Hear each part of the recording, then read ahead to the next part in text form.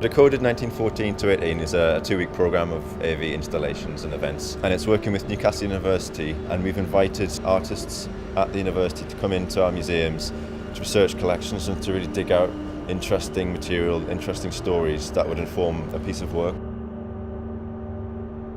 We hope that this would encourage a kind of a new public exploration of World War I in the region, and we wanted the interesting reuse of material to give it just more visibility, not just in the museum but in public spaces. It's been an incredibly rich synergy where people who have these diverse practices, from theatre to folk practice to music and digital and fine arts, they gained a real insight into some of the local stories and the local voices, and have been able to reinvigorate that and share what they've found in interesting and new ways. Well, don't do it. Ignore what the government said. I open the gates of London.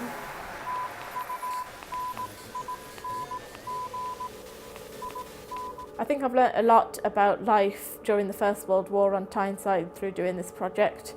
What really hit me from looking at all of that is just the enormity of the loss and the sadness, and I feel like it's quite a responsibility to then try and do some creative work about the First World War.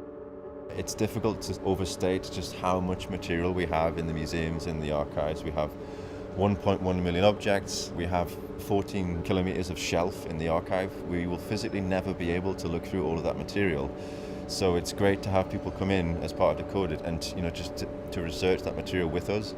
I'd been wanting to work with the archives, and then when this project came up, it felt right. I feel it's important to do things to do something for World War I, but equally important for me was to do something specifically about Tyneside as well.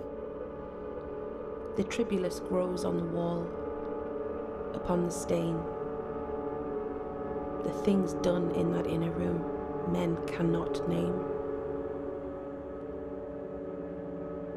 It's been very interesting to work with people who have all these specialist skill sets, who bring something new to the museum, talents and skills and ideas and creative thinking that ordinarily maybe we wouldn't have. I think Decoded is needed. Lots of projects like Decoded are needed because really without them we're looking at the First World War as something that happened a long time ago and as something that no longer has any relevance to our lives.